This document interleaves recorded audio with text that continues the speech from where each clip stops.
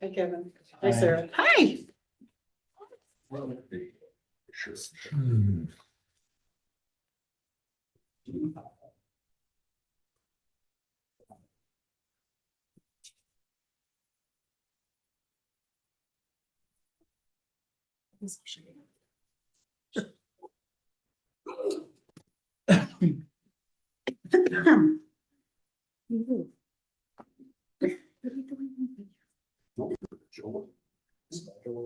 Yeah, Sick. okay. Oh, Oh, he's not gonna be here? Joel's not gonna be here? No. Oh. Oh, he sent us an email. Oh, when did he send that? I didn't get it. I don't know if he replied to everybody. He said one about the article thing that he was talking about, but he didn't say. about- Oh, okay. Yep, that one was a joint. No, he's out sick, Gotcha. so.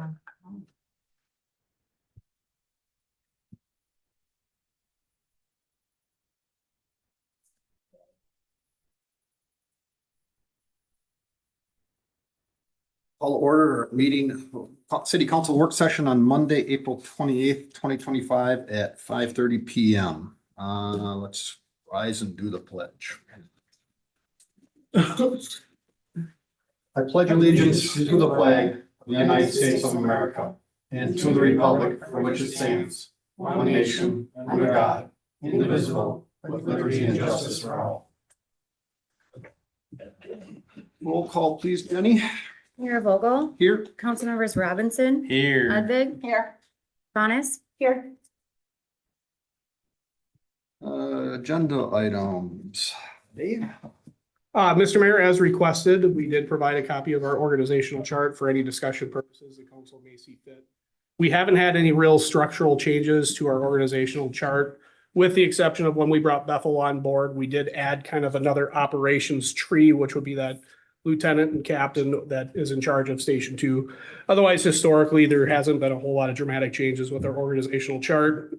Obviously, the addition of the administrative captain kind of slid in where the assistant chief position used to reside.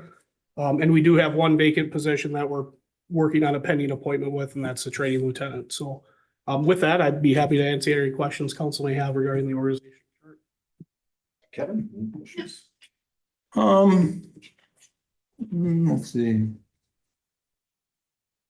Let's see. On the overview, it says as a role or responsibilities, administrative position have evolved in the past 15 months. What created the opening? Let's see. This is all- We're not quite to that one yet. Yep. We're just on the We're just talking about organization. organization. Oh, sorry about that. That's okay. Questions?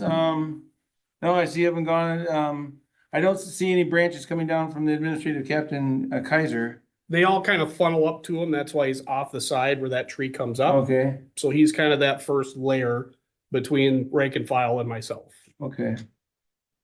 That was the only question I had. Are we, I guess I do have one more. Are we short anybody right now? Are you short staff? We have the bandwidth for probably 4 or 5 more firefighters, particularly over at Station 2. So our authorized strength has been 25. And as you can see from our org chart, with where we're staffing right now at Station 1, we're at about 20. We do have one that's still in process right now, so that'll bring us up to 22. But we always have room. Our retention, just like any other paid on-call fire department, we're seeing, as you guys heard with the State Fire Marshal's office, our retention time is going down all across the nation. So our mentality is our doors are always open. We'll take you when we can get you because we don't know when we're going to have the next opportunity for people to come in. We still have more than a heartbeat and what is this? That's right. Consultant say? We do have standards, correct? Yeah. Any skill sets coming over from the Bethel side of the 3 individuals that are, what were 3 individuals that were available at the time? Oh, absolutely. One of them is a career firefighter down in Brooklyn Park. He's been a member of probably every fire department. In I'm sorry, I the last mean 30 skill years. sets to help fill our need. Yes, I do think so.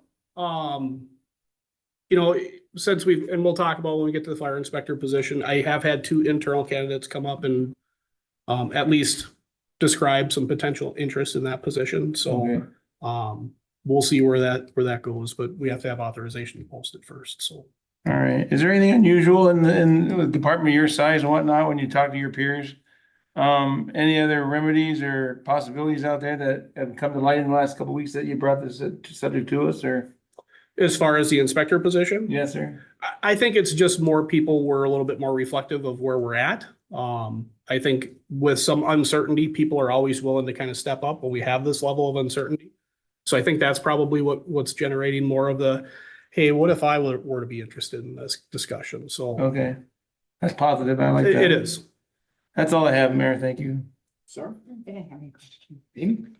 I had a couple questions. So, I just counted. So there's 10 officers, including yourself and Tim, and 18 firefighters. What is your goal for? I feel like we're pretty well balanced right now. Part of that is the duty officer rotation. That provides a good level of repetition where people aren't feeling burned out from their duty officer rotation time. Before we added the Station 2 cadre, if you will, that was one of probably the complaints that we heard the most out of anything is they were on I believe a 6-week rotation or a 7-week rotation at that time.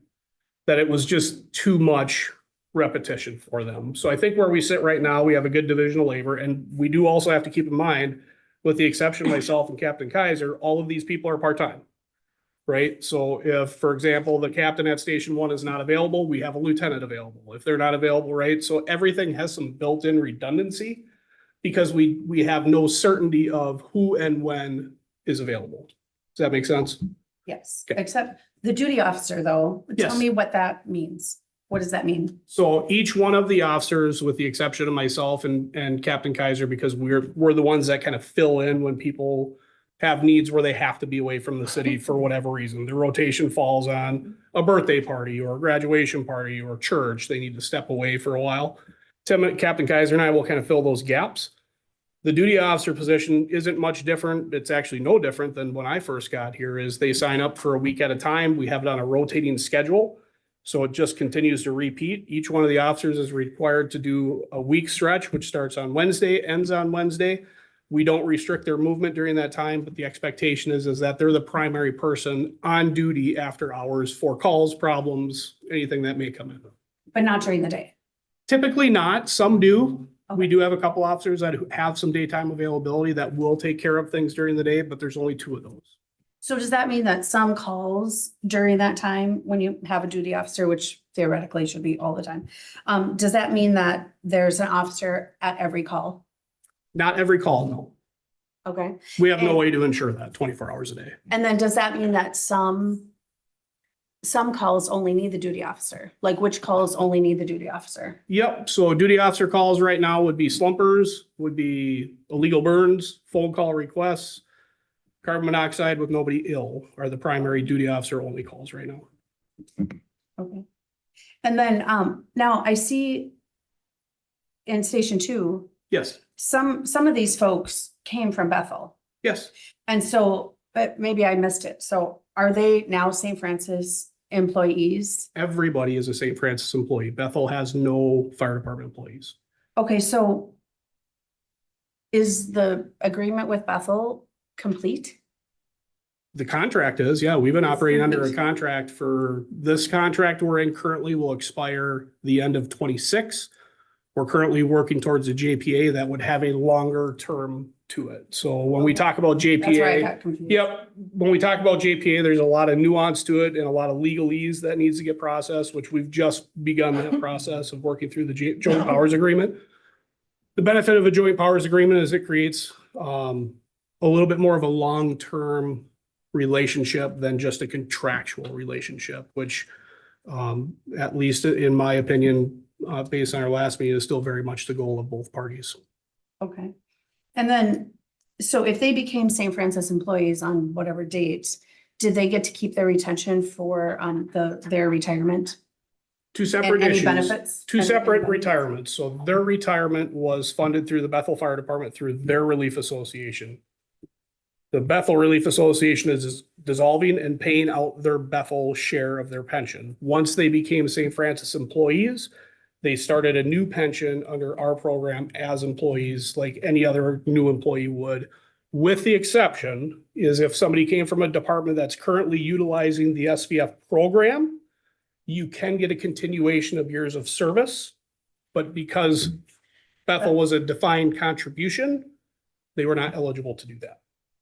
Okay, so I think I heard you. So the Bethel employees, whatever they had in their fire relief association is getting paid out to them, Correct. not not getting mixed up with Their pension, their their pension. pension dollars, yes, they are spending their general fund dollars down. So Okay. again, back to that same conversation where we have a special fund, which is your retirement dollars, your general fund, which is typically derived from fundraising, dues, charitable gambling. They are currently spending those funds down. For example, they purchased a Lucas device because that was a piece of equipment that we had invested in. Their membership felt that that was important for them to have. So their membership voted to spend dollars on that piece of equipment. Okay, and then can you just remind me why in the first place did we work through this with Bethel? Did they ask us for help? Yes, Okay, they were the initiators of this conversation. They were down to, they had 5 or 6 firefighters on their roster, 3 of whom were actually active. So they were at a point where they no longer had sustainability. yeah, because I see, well, Jimmy Rogers, Yep, he's been a firefighter for Forever. almost 40 years. Yeah. And I know that he, it does training at North Hennepin, or at least he did, or Used to, whatever. yeah. So, I mean, I personally would like to see him move into some training, because he's really got a lot of experience with that. But that's neither here nor there. I guess that's all the questions I had on the organizational chart. Except I see that, Sam is here listed under inspection and pub ed as Yep. well. Is he not able to step up and fill Evan's, responsibilities there? Not in totality. Sam is doing a lot of the pub ed stuff now. For example, we're having the ambassadors come through the fire station this Thursday night. He's helping with the St. Francis Family Elementary Fun event. So Sam does participate. It is a heavy lift, right? And again, Sam doesn't have daytime availability to do the fire inspections. Right, because everyone on here, most everyone on here has a full-time job, Correct. and they all have different degrees of schedules. availability. Some are available during the day, some are available not. Some work in town Yep. and can leave their jobs. So, okay, that's all I had. Thank you. All I got to add is I already told him, I really appreciate the organizational yeah. chart. I'm hoping to see that when we get the website done. I would hope to see this for like every department and public works, everything, because it makes it clean and simple to kind of understand. So I appreciate you putting it together. No problem. On to updating job description. All right, Mayor and Council, before you is a red line draft for consideration for updating the administrative captain job description. I guess the important piece of this is to spell out that this was a new position. We had a lot more unknowns than we did knowns at the time. And this is a process of this position of evolving organically over the period of time where we have found where the division of labor makes the most sense. During last year, the election period, Captain Kaiser was instrumental in helping fill a lot of those gaps with the election piece. Once we began that transition into our new building and in particular, our new technology rollouts with our new records management system, our ecosystem, which is what we see when we do our monthly reports, and also onboarding our Lexipol system, which we're migrating all of our policies and SOGs through. That really started to shift a lot of that workload under that position because that's just kind of where it fell into naturally. Captain Kaiser has never been unavailable for additional projects as needed or requested. But this is where we have utilized most of his time to kind of fill that gap. And I want to also state that I don't know that this position was, I guess, designed on a pure 50-50 basis between fire and administration. We always knew it was going to be a little bit more heavier on the fire side. And as kind of we got through the elections and this building became more of a reality, we found that that need certainly was there from a workload capacity on the fire side. So with that, I'm happy to answer any questions you may have regarding the job description. Sarah. Excuse me. No, I think that a lot of it was just cleaning up some of the verbiage in there. I think we do a pretty good job of keeping on top of that. So I didn't really have any questions on that. Just hope that we can get somebody in there that will work for us. Amy? Don't go to me next. Please. All right. Kevin. I have no questions, Mayor. Oh, So my only question is, I mean, it's gonna tie to the next one, so I mean, Sure. they're kind of tied together here. So what I'm trying to get my head around is, I mean, there was some administrative duties. Correct. Yeah, and again, I'm gonna feel like I'm echoing Joe here. I acknowledge that nobody's sitting around doing nothing, so I don't want to make it sound like that. Not at all. I'm just curious though, how we had the administrative role in here. Let's just say it was 30 or 40% of the time. And now that's been freed up. So can some of these other things that we're going to be talking about next be covered by that position? Two things. I'd be careful to assign a percentage of the amount of time. And I don't know that 30 to 40% would necessarily be an accurate reflection. I would argue is probably more 20%. Okay. The challenge that we have between these two positions, if you will, is two things. One, we're trying to fill a position in the inspector piece that accounts for about 900 hours a year. So a full-time equivalent employee is 2,080, right? So we're talking about essentially a half-time employee. Under the current operation and role that Captain Kaiser is fulfilling, I don't know that there's bandwidth for even 400 hours of that time. Again, just based on kind of how organically this position has evolved to kind of fit our needs. Again, it was a new position. I think we had some really good ideas on where this position could fill in some of the gaps based on the previous assistant chief workload. Obviously, not all of the work that the assistant chief was doing would be appropriate to put on a captain level position.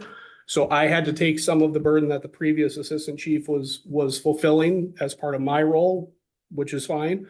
But then that allowed us, for me, to shift some of my lower task level stuff that I was performing onto that administrative captain position once we here. So I don't know that it's an apples to apples discussion where we say, well, you had this position, this was a 50% of the time position, let's just merge these two together. I don't see it working that way. If it did, it would be a heck of a solution for us, right? I'd love to have it be that simple. We're managing 27 employees on a daily basis. That's a pretty heavy lift. We're the largest department in the city from an employee standpoint. We manage 2 different buildings. We have 10 pieces of equipment, 10 apparatus, multiple pieces of equipment. So we are busy. I just don't see how we can effectively nor efficiently merge those two positions together. Makes sense. I'd love to, trust me, I will, but I don't see it being a fit that's going to be neither efficient nor productive, at least to the rate that we've been operating currently.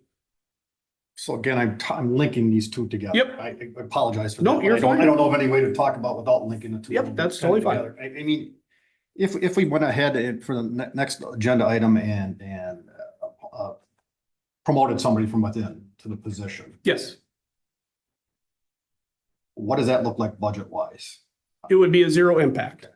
So I would argue it'd actually probably be less of an impact. Arguably because I don't know that we're going to have somebody, again, to the previous work session, that's going to have as robust of a daytime availability as Captain Sturzel has had over the last couple of years. Am I confident we may be able to find somebody for maybe 4 to 8 hours a week? I think so. But I'm not entirely certain that we have somebody with the bandwidth for 16 hours a week.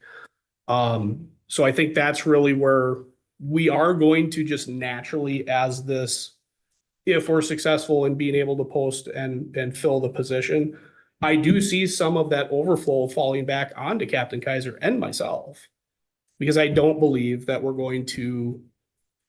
going to replace 16 hours a week with 16 hours a week. I'm really hoping at this point that we can do it 8 hours a week. And then we can figure out where the rest of that is going to fall. So that'll take us a little time to figure out. Obviously, it'll be new. We'll be dealing with different schedules, different processes, but I'm confident we'll be able to get very close to, if I can get somebody that can at least get to that 8 hour a week mark. I mean, I hate to simplify it down to that much, but for me, it Not at really all. does fall down to, can we stay budget neutral? Yep. These- So these the meetings. Evan's position has been a budgeted position since I've been here. So I don't see it being a net increase in any capacity. I don't know that I would have somebody that would have more availability than what we've already been authorized for. So Thank you. you're welcome. That's all I've got. So Evan's hours for 2023 and 2024 were 886 and 966. So that's 16 to 18 hours a week. Yep. If I did my math right. So, but that wasn't just fire inspections and pub events. That was also training, because he gets paid for training and to go to calls, correct? So are these hours all of that, or is it just? This is just his scheduled time that we put in there. Oh, okay, so he actually had more hours because he also gets paid for training and for any Correct. calls that he goes to. So these were just that. Correct. Okay. So by moving a current person into a position. Yep. And I mean, to me, these jobs, yeah, everybody has a title, captain, lieutenant. Yep. You know, whatever it is, and you assign them jobs, you know, right, kind of, you know, and Evan's job was to do inspections Right. and to do pub ed events. Right. And Bridget's job is to do training and Carl and Brent's operations. So would you be able to split inspections and pub ed to somewhere else if you can't find somebody internally that could do all of it? Because as we said, everybody has a full-time job. Yep. Or most do, and 16 hours a week to add on to that is a lot, and that's even assuming that they're available during the day. Correct. So is there a way to kind of split that to? Well, if we harken back to the previous work session, I believe it was Councilmember Robinson that actually provided that direction, that let's post it as it has been. And if we're having trouble filling it, come back to us and see if we can split those two roles and see if there's more. Maybe we have somebody who's passionate about pub ed, but really doesn't have the skill set nor the desire to be a fire inspector, or vice versa, right? Usually the pub ed events are not during the day. A lot of the planning is though, Yeah. that's the challenge. So we're fully in our pub ed planning time of the year, and we meet with the police department on an ongoing basis. Those meetings are exclusively during the day. So. Anything else? Wait, the next item is Well, they're Tim's kind of- position, right? I think we're kind of intermingling. Or- right? We are okay, that's why I'm intermingling, confused. correct. So, Well- yeah, we can, I mean, if you're done kind of, we can wait, Well, move on. the way that, I'm sorry, I'm jumping around. I didn't mean to jump around, but the administrative captain, I was at the meeting when I wasn't on the council, but I was at the meeting, and there was two different meetings, and there was one right when Joe said that he was gonna leave, I think, you wanted to have the assistant chief position be full-time. Correct. You came and asked for that, and I don't know if I couldn't find it. I looked for it, but I remember being at the meeting, and I don't know if it was in a work session or what, I just couldn't It find didn't it. make it that But far. it didn't pass at that point, the assistant chief being full-time. And then sometime later, again, I was at this meeting, the position of administrative captain came up, and it included some percentage of duties for the city. And I kind of remembered 20%. But I remember that part of the meeting. So that was kind of the number that was thrown out there. And I understand that things change. Mhm. And again, I'm sure Tim would do anything that was asked of him. But things change, but it feels a little sneaky to now have it be a full-time fire position when it originally wasn't approved for that. And then we changed it to be some other duties as assigned, basically. And then, those duties, he's not doing those anymore. So now we're back to a full-time. Sure, person. I So- can't address how you're feeling about it, right? I can just address what has happened over the course of the last 15 months and how this role has played out. And mind you, this isn't the fire chief telling you that everything has changed. This has been a cooperative position. The discussions regarding the structure of this position have been cooperative through the city as a whole, right? Nobody's here to pull the wool from anybody's eyes. Nobody's here to try and sneak a full-time position through.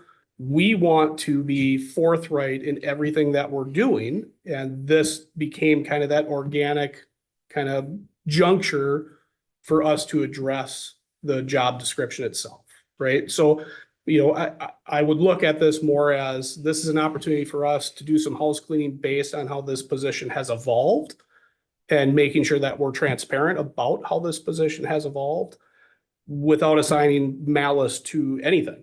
because that's certainly not the case from my perspective, and I will speak for my colleagues that that's absolutely not their case either, Well, so. and that's not what I meant, but the transparency is really important to me. And when Absolutely. I noticed that, I just want to say it.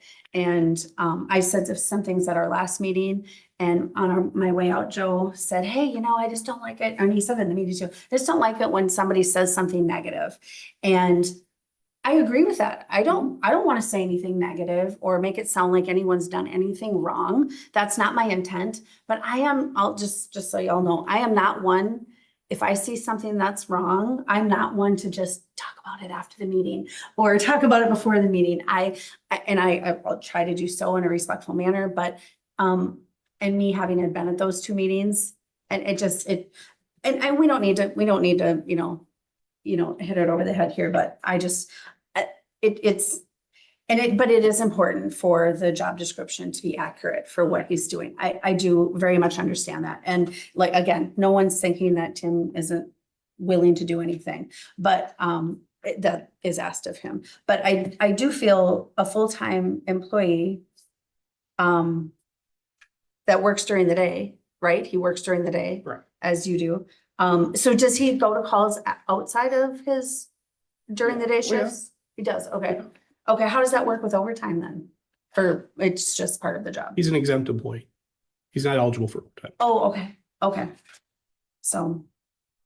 But anyway, I just wanted to say that too. Nobody likes to say things that sound like somebody's doing something wrong.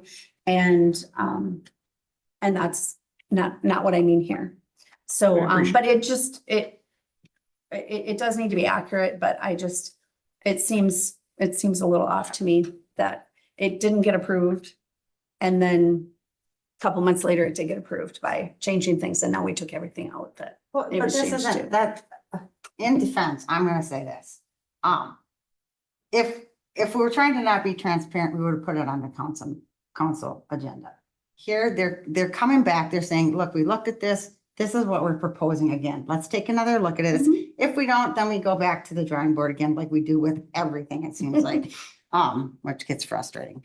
But I don't think there's anything sneaky or non-transparent.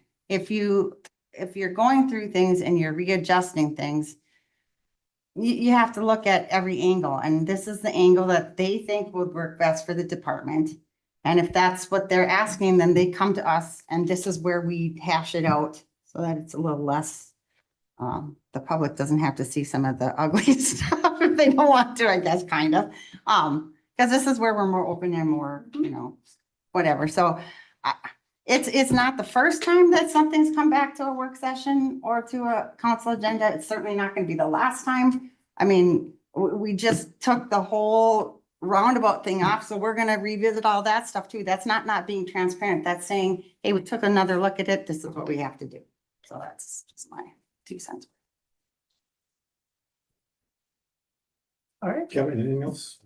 Not really. I guess we will say something. You have to look at the last 3 years, what took place. We had now then, and I was one of the biggest in defense of the Chiefs needs 50, 60-hour weeks and a family and sports and activities and whatnot. And that's what kind of brought some of this on, but we did now then for 3 years. We got paid for it. That's full. That's out there. Then we took on Bethel. We didn't get paid for some of that, but we had to investigate it. So now we are getting paid for it, thank goodness. But so that's why some of this came to light, but I'm glad to see the housekeeping take place because it's time. And also the transition to a new building. I know that the captain, if I'm not mistaken, was more qualified probably than anybody here as far as the IT portion of making things go and putting things together.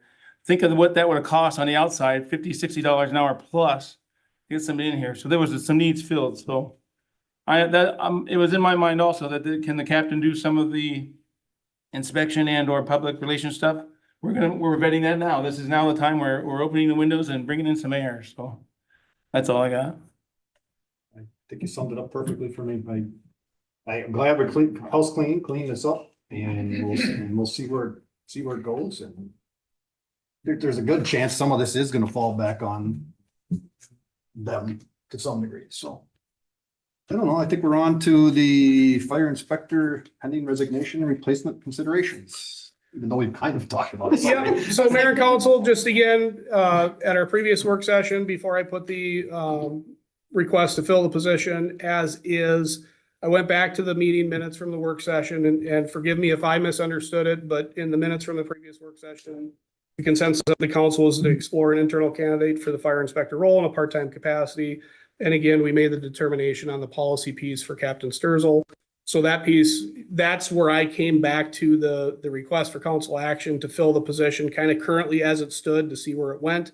And as I alluded to before, I believe it was Councilmember Robinson said, let's give it a shot. If we got it to Councilmember Faunus's point, if we got to split those roles, then bring it back to us and let's have that discussion so we can try and figure out what this looks like so we can have some success. So again, just asking for clarification on the council's direction on how you'd like us to fill the fire inspector position. I think we're closer tonight than what we were before, but if you guys have other feelings you'd like to add, please share with me. Who wants to start? I'll go. Go ahead, Phil. I had, one of my questions was, are we mentoring others? Well, you kind of answered that already. Some people have stepped forward on their own accord, which is awesome. I would, under challenges in item number 1, it says challenges may create staffing gaps in other critical roles. Correct. And I'm not putting you on the spot, but critical role, non-critical role, what's the definition? So here's what I envision as a strong possibility. We have some people that are currently serving in leadership positions, maybe in a different role. So we kind of have 3 main buckets of leadership within the organization. We have the operations division or functional divisions. We have the operations division, which kind of handles the station needs and the personnel. We have our fire prevention and pub ed division, which handles all of our pub ed and code enforcement and citizen complaints and all of those pieces. And then we have our training division, which handles all of our internal and external training from our newest recruit to our most senior firefighter and all of the training needs, both state and national requirements. What I meant by that is we may have somebody and unironically, both people that have asked or shown some level of interest in potentially applying for this position currently serve in a leadership role in a different division. So we would move somebody from, say, the operations division to the inspection division. Now I need to fill a spot in the operations division. And are we going to now again, either run a deficit because we're in a similar position? We may not have somebody that's either qualified, capable, or ready yet. I don't know what that looks like in totality, but that is one of the risks that we have is we may be shifting somebody who's already in a leadership position to a different silo, if you will, and then we have to backfill the previous silo. Does that make sense? Yes, sir. Okay. That's what I meant by that. To me, I'm kind of a guy, a glass half full guy. It's creating a vacuum on one entity, but then some other talent, skill sets can come up. I very Might be much hope there so. that you haven't discovered as of yet. That I'm hopeful. Me too. Maybe I'm too hopeful, naive perhaps, but. And then maybe I'll get a little cart before the horse here. I worry about when it says we have a balance of public safety funds of $169,000, et cetera. But when it's gone, you know, I Correct. always say we create things which our own state government has done many, many times. Create stuff, unfunded mandates, and say you got to do it, or they give us money temporarily and say, "Oh, money's not this year, sorry." Right. I just, you know, in my 6 years doing this, we've only done it a couple times. We haven't overspent it. We were very cautious, but when it's gone, it's gone. It's not coming back. So, I'm sure, like the mayor can attest, we'd like to live within our means. Who doesn't? But that's all I have. Yes, sir. Sir? Yeah, it's just hard. Because in the perfect world, we'd have all the funds we needed, right? And everything would be easy.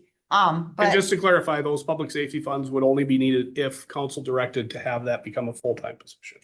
We're still well within our budget if we continue as existing. right, so as long as we don't do a full time, we wouldn't really have to dip into that at Nope, all. nope. And that would just continue to sit there and be available for future needs. Correct. You know, it would. Again, if we can find somebody who can do some of this at a part-time, that would be ideal, clearly. But again, it's that whole, how many part-time things can people do?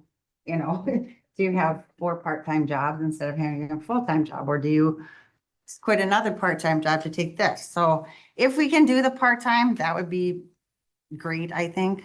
But again, it's the whole, do we find somebody who's willing to do a part-time? That's where we get into issues is people are looking for more full-time that actually helps them not have to work 2 other part-time jobs. You're talking about someone from the outside, Well, either way, if you're gonna hire full-time to somebody who already has a full-time job, they're going to be quitting that job. Mhm. And so you have to consider that. And yes, more and more people are, it seems like more and more people are having to take on that extra job. But how sustainable is that in the long run too, before you get burnt out? Because when you're doing full-time plus part-time, that actually ends up being full-time, let's be honest. When we volunteer, we find out that, or even a part-time job, you end up working more hours than you probably want to, so. but you're for position 1 then, basically, trying to go. I more would inside. like position 1, yes, but I'm not real, I don't have a lot of confidence that we're gonna find somebody who's willing to take What? it. I know, Kevin, I know. You know, that would be great, but Want to wager on it? side bet. afterwards.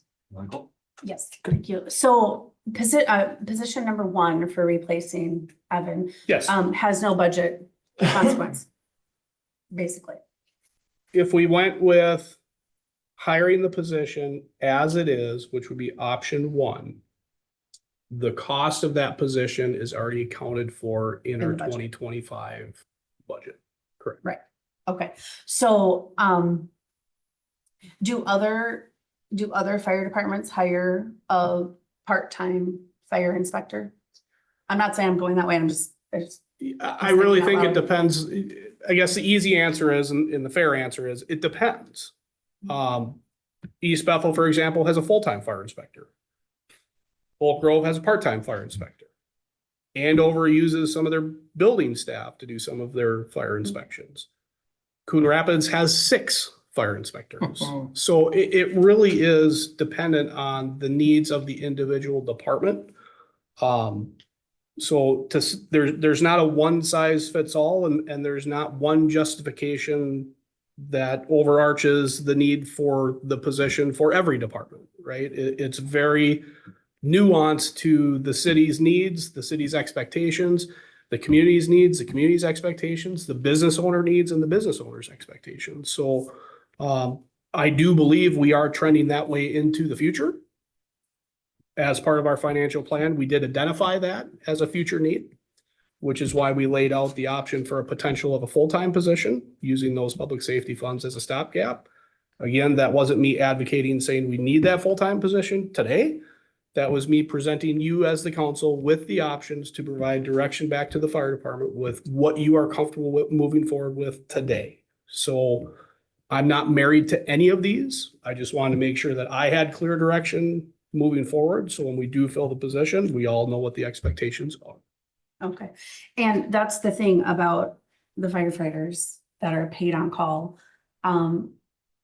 They all live here, they have to live here, and I hope that they all start out wanting to help their community. And so they don't go searching for a part-time job, maybe because they need the money, but maybe they do. It's different than getting a different part-time job. Like, I'm gonna go work at Target, for 10 hours because I need some extra money. Most of them, I want to believe, start off because they want to help their community. And so if they put in 5 to 10 hours a week on calls and training and this and that, that fills something for them, not just a paycheck sometimes. And so what you need to do is find the people that fit these roles, because everybody has a different set of skill set, a different set of skills, and they all have full-time jobs. They all have probably gone to college, and they all have a life experience, and there's a perfect person for these roles. And so sometimes you have to move people around to make that work. And so that's what's unique about a part-time paid on call fire department, is because they all have a different focus also. And so that's a really unique thing. I just kind of went off on a tangent, but I would definitely be for number 1 in this case. But I will admit, I don't know what the $169,000 What is that? Why That is was legislative appropriated public safety, one-time public safety funds from the state of Minnesota. So that was a part of kind of the COVID thing. Oh, okay. Yeah. So that money is just sitting there. It was probably a higher number. That money is just sitting there. We can do Those whatever funds we have been want. spent down through over the last couple of years between both police and fire. So what we decided to do as a city is split those funds equally between police and fire. We've obviously had different needs or uses or purposes for those funds. That's just our current balance right now. So we can certainly reappropriate it to other initiatives that we would very like to use them for. But again, we have this opportunity here. And again, it was just an opportunity for you guys to see the big picture in totality and provide direction back to the organization. Okay. Thank you. You're welcome. I'm pretty excited about number one as well. And I'm hoping, so the two that have somewhat expressed interest in maybe fulfilling those roles, they're not doing it out of nobody else is gonna do it, I'm doing it, they're doing it. I don't get that impression. I don't think so. I think one was very hesitant and I guess in, just interest of being forthright, the one that initially had approached me since the previous meeting, I think would be an exceptional candidate. There's a training gap, right? So we got to figure out what that looks like. The other candidate, I think would also be an exceptional candidate, but works a goofy schedule, but I think we can carve out some time to make it work. So we do have a couple people, like I said, that in the last couple weeks have expressed interest that previously have not. So I'm optimistic that we'll find something, we'll find somebody, and we'll figure out how to make the balance of those hours work to the best that we can. I can't promise everything, but I think that's exciting that, I mean, people want to I agree. and go into a different role, and I kind of go back to what you were saying, 15 months later, so I think we go with option one, and 12 months from now or whatever else, we take a look and say, okay, how's it going? But I would really like to try option one, see how it goes. very good. That's what we'll do. I think everybody's in agreement with that, right? Yes, sir. Okay. All right. All right. Thank you, Dave. On You're to medical response. So the question has come up on what type of calls the fire department responds to and why. So this is just kind of a layout of what we go, and it'll kind of work backwards. So on the back page is the CAD codes of all the types of incidences that we respond to. And the first page is our overview on why, and just a couple things to point out. Certainly the increasing ambulance times have been a big contributing factor to that. I don't see that as a concern that's going to be addressed short-term and likely not long-term, as not only the state of Minnesota, but generally speaking nationwide, service jobs are really starting to decline in interest and longevity. The second piece of that is making sure that we're keeping our law enforcement people available for high priority calls as needed. For those of you that know or don't know, once we make contact with a patient on a medical call, we cannot leave until we're relieved by equal or higher level of care. Otherwise, that becomes an issue of patient abandonment, which is in state statute. So that creates certainly some challenges there. The biggest piece for me is the fire department. We are 98% to the EMT level. I'm a paramedic. We have another person that's in paramedic training right now over at Station 2. We are probably the highest varianced fire department in Anoka County as far as what we can do with our medical variances, whether it's providing interventions or administering medications. And we're usually the first point of contact with some of the additional services that may be needed for extenuating care, whether that's human services, whether that's CPS, and doing our best to try and create that continuation of coordinated cares. So certainly with that, this has been an ongoing discussion between myself and the police chief for my time here, for my 8 years here. I think our system works extremely well, but I'm certainly happy to answer any questions that you guys may have in regards to why we do what we do. Anybody got questions want to start? Don't necessarily have a question maybe, but my comment is that with the we've seen the increasing times in ambulance responses, and we have the ability in our fire department, we're fire and rescue. We have the ability in our department currently to go to these calls and be that, be the first people who have advanced medical training that can really make or break an emergency. And I hate to see that I hate to see that go away. There's just too many instances where when our fire department has gotten there, it's been a matter of saving someone's life, and I don't want to see that go away. I'll jump in. I mean, I thought it very interesting. We had Anoka Fire Protection Council. We had a long meeting there and with another different meeting with East Bethel, and I know East Bethel's looking at this right now. They're talking about reducing which calls they go to. And the cities that have tried this saw significant drops really, really quickly in the number of calls. However, what they also found was that within a short time, correct me, Dave, on some of this, you know this better than I do, within a year or two, the number of calls just crept right back up again, and they were right back at the same spot when they first reduced some of the calls. So I mean, from what my take on it is, after listening to the Anoka Fire Protection Council talk about this and everything else, is only cutting it. People just, our citizens have to realize that if you want the fire department to go to every call, that's not cheap. It's expensive. And you're right. I hate to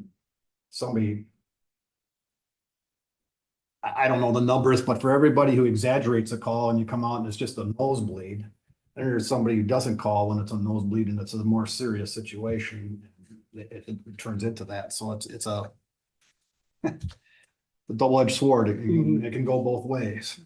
But one thing I would like to pursue, and I know they brought it up, one way to reduce it, and it's a much bigger picture than just St. Francis, is if your dispatch center, if you get to another level on your dispatch center, the dispatch center can walk people through and really filter the calls better. But of course, that's an Anoka County thing that we would all have to participate in, but that's one way of reducing the number of calls, is on the front end, on the dispatch end, with better trained and more people available to walk somebody all the way through the call instead of just taking a call, sending the fire department, hanging up kind of a deal, taking the call further. So that's, I don't know. I Do haven't. we have that capacity in Anoka County? Dave can speak to that. So Anoka County dispatchers are not EMD certified.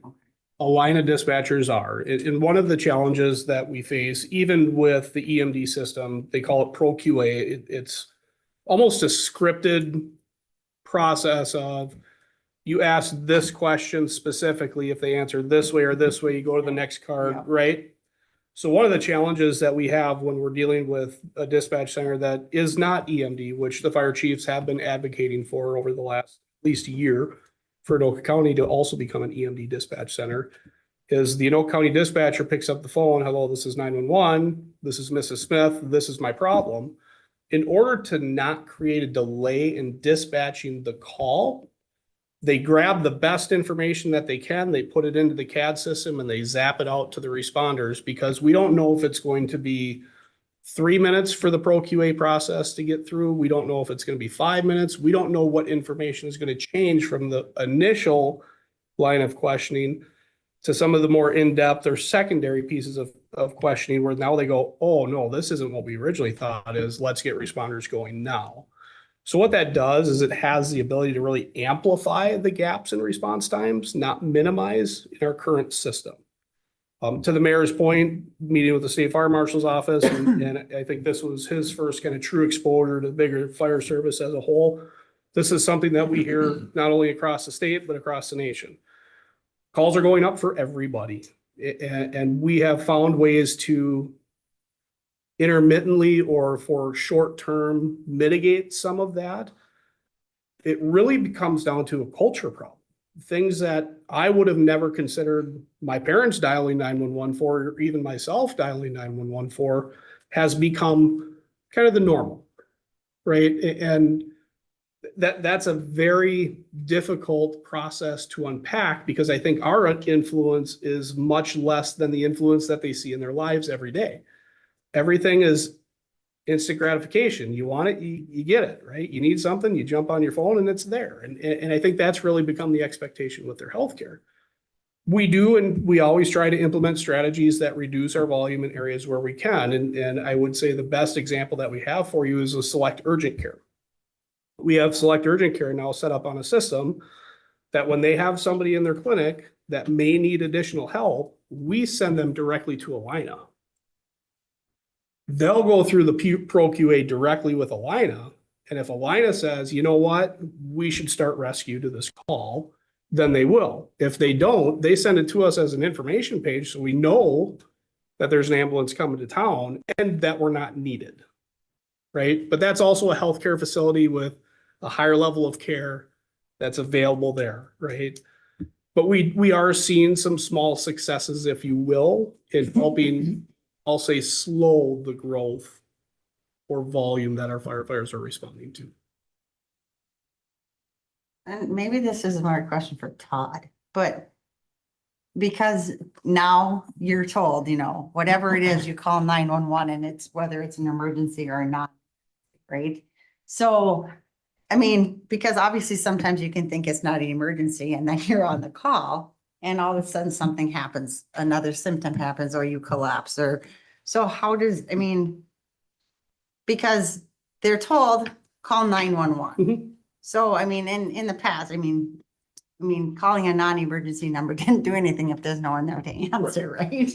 But is that like a change in somewhat in the culture too? Yes. Because you're just told, don't, just whatever it is, if it's like, I mean, when some kids broke the water fountain in Rum River Park, it seemed crazy for me to call 911, but other than leaving the water run all night, what other option did I have?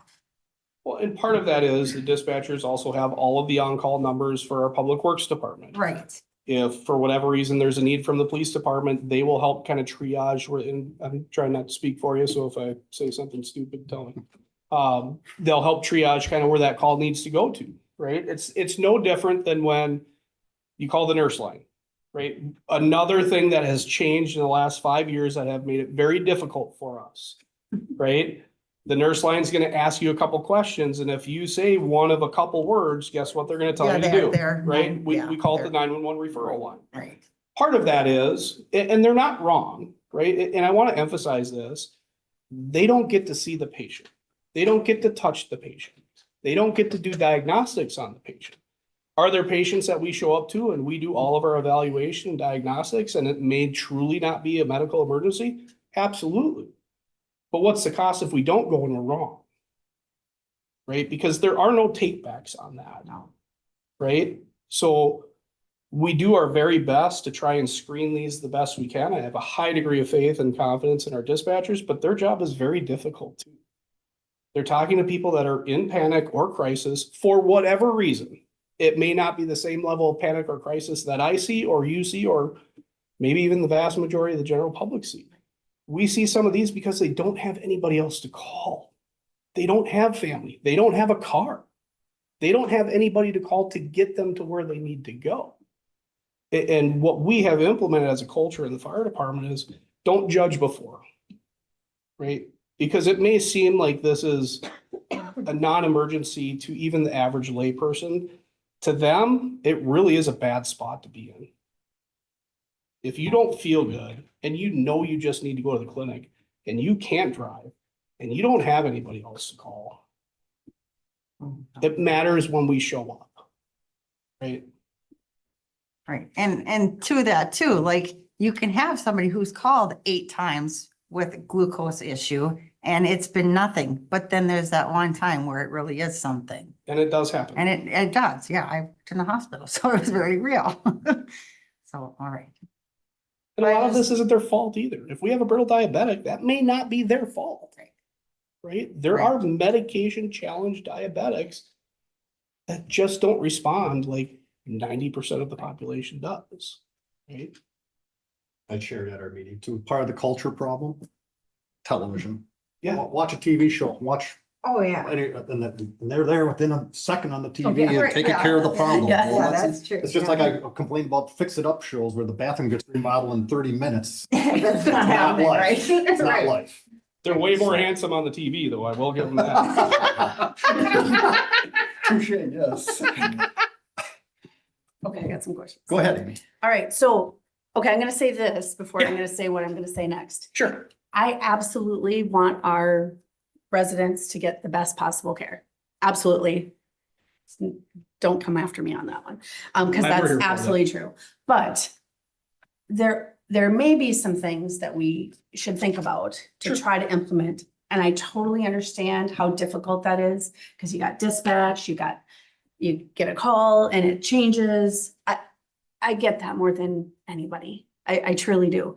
But maybe there's some calls that only two people get dispatched to. A lot of medical calls can be handled by two people Absolutely. instead of the entire department, right? The entire department gets called out and they get paid for a minimum of an hour. You know, what do they get paid? $20 an hour? I don't know. It's $200.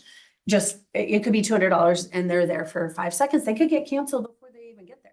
But many medical calls can be handled by two people. Agreed. And maybe we can do something like that again. And I understand that's really difficult to manage that. And there's a lot of things that you're going to tell me why that doesn't work. But I would like us to revisit that because those two people, if they realize the call came out and, oh, this sounds like it might be something else, they can always call for more help, always. Mhm. If Alina is en route and it's a less critical call, if they're en route and they're nearby, the fire department can get canceled, maybe not. But if two people go to the medical call and they need help, they just call for more help. It's easy to just call for more help. And then that way you're only paying two people. I don't know how any of that works, but I mean, I know how it used to work, but I don't know how any of that works for you today. But I would like to see something like that. Because when you page out the entire department and all of a sudden you have 8 people at a medical call, what happens when you get a house fire? And The good news is we have 8 people here. well, yes, you have 8 people, you know, here, but it changes it because, and just like you said, you're a paramedic. And so if you go to the medical call, you can't leave until another paramedic arrives. Correct. You can't pass it down to leave an EMT or a first responder. I didn't mean to say just. You can't leave. So that ties you up. So, so you're basically stuck there till Alina gets there. Cause I don't think there's any other paramedics. Did you say there was one? Yes, we have one in training right now. Okay. And then, so I would like to see us try and minimize the calls, even though our residents have come to expect it. And they know, hey, I'm gonna call 911 and fire department's gonna show up and I'm gonna get a ride to wherever I need to go. And I don't mean to not have empathy for that person No. at all. But the study that East Bethel did, and I printed this today, but I have to be honest, I didn't get a chance to read it. But I did read it when it first came out in October.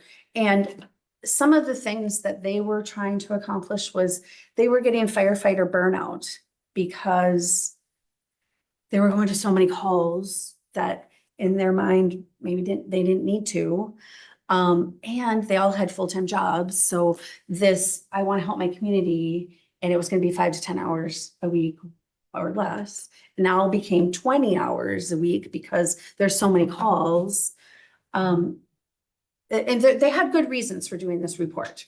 And it was done by Capstone. Jerry Strike has been around for a long time. And, you know, worked on a lot of departments. And I feel like we should glean something from this report because we're not that different than East Bethel. And in this report, they did say they were going to go to fewer calls.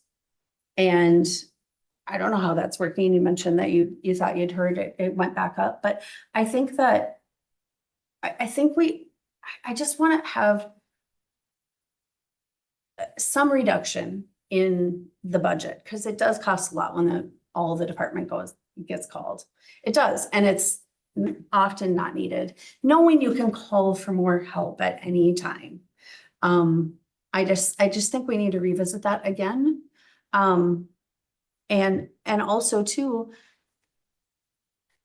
firefighters that are expected to get 20% of the calls, if the calls have gone from 200 calls a year to 1,000 calls a year and just being general, they're expected to do a lot more than they were when maybe they were hired. And I don't think that's right either. And And so we gotta do something to mend that bridge, or fill that gap. And maybe our residents, if we didn't show up every time they called 911, Alina came instead. And it cost them more money because they had to take a trip in the ambulance instead of us coming to do their blood pressure, which doesn't cost them money, right? If we show up. It and does do blood- not. It I'm just using that wouldn't as- change the pay metrics at all. Yeah, Whether we so- show up or not. Right, so, but if Alina shows up and they force him to go to the hospital, that costs them money. Well, Sometimes we can So- prevent before they get to that point. Right, exactly, so it's, and again, I wanna say, I want our residents to get the best care they can. But I do think that there's good information in this East Bethel report, and I think that we need to like take a close look at it. I do, and there was a few things that I liked that they did in their report. I actually liked that they list out their actual address for where the medical call happened. I'm sure there's some kind of HIPAA rules on that, but if they did it, I won't base it on what they. I don't know, I don't know, but I'm just saying, Follow suit of them, I'm sorry. I'm just saying I liked it. Yeah, that's And fine. maybe that's only a report for us. Maybe that's not a report. for us. I liked that about it, and I liked your list here of all the possible calls you go to. I like that. Most of these seem like they're high priority calls. These are all high priority calls. They're, Not all of them. well, That's most, all of the CAD codes that we have available to us through CAD, with the one that I did miss, and I realized it this morning, is the call for slumper. And the only reason I miss is because that's traditionally more of a law enforcement oh, code than an EMS code. there's unknowns there. Yeah. What's that? Just so many unknowns there. Yeah. Well, and I like this list. I absolutely want the fire department to go to all fires and accidents. That's your niche, carbon, all of that, and all major medical calls. I want you to go to all of them. I'm not saying that a heart attack should only send 2 people. But there are some that you could only send 2 people to. And I don't know how to manage that. And That's I'm you. glad you said But that, because I I don't just- entirely know either, right? The easiest way is, great, let's send 2 people, let's hire 6 full-time guys, and we'll put 2 people on a day and they'll rotate every other day, right? But I also know that that's not very much of a reality. Duty crews can work.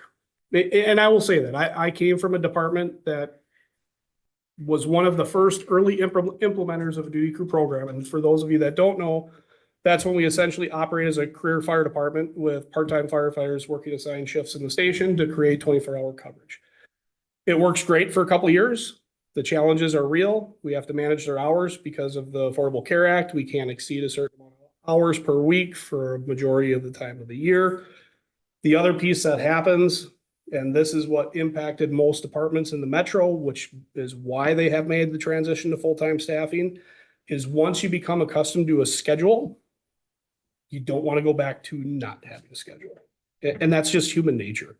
If I work my 40-hour week job, I scheduled myself for 12 hours in the fire station, and now there is one of those calls where we need to call people back, they're less likely now to come back, because now their 40-hour week where they may have went to 5 or 6 callbacks is now a 52-hour week, and they're going to callbacks. Does that make sense? I agree with you. If we want to look at doing an at-home duty crew, as soon as we restrict their motion, we have to pay it, right? So if we're going to pay them, I might as well put them in the fire station, right? Because then we're eliminating that gap from dispatch at home, travel time to the station, then responding to the calls, right? So I agree with you. There are certainly calls that we can reduce the number of responders that we send to.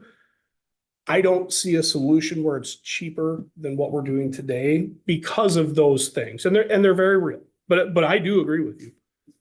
The other thing, just,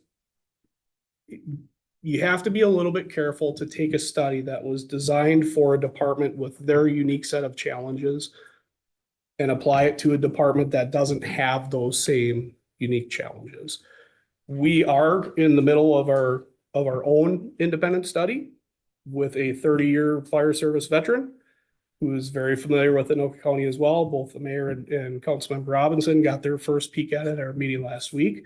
So you will see more information coming that is specific to St. Francis, the idiosyncrasies of not only our demographics, but our community and how our department responds and why we do it that way.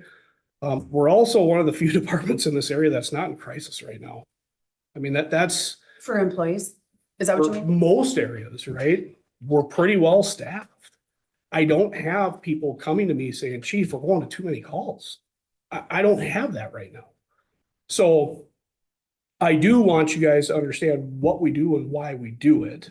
But again, just those couple points, I'd love to put on a duty crew. I don't think we have the staffing for it right now, and I don't think we have the budget for it right now.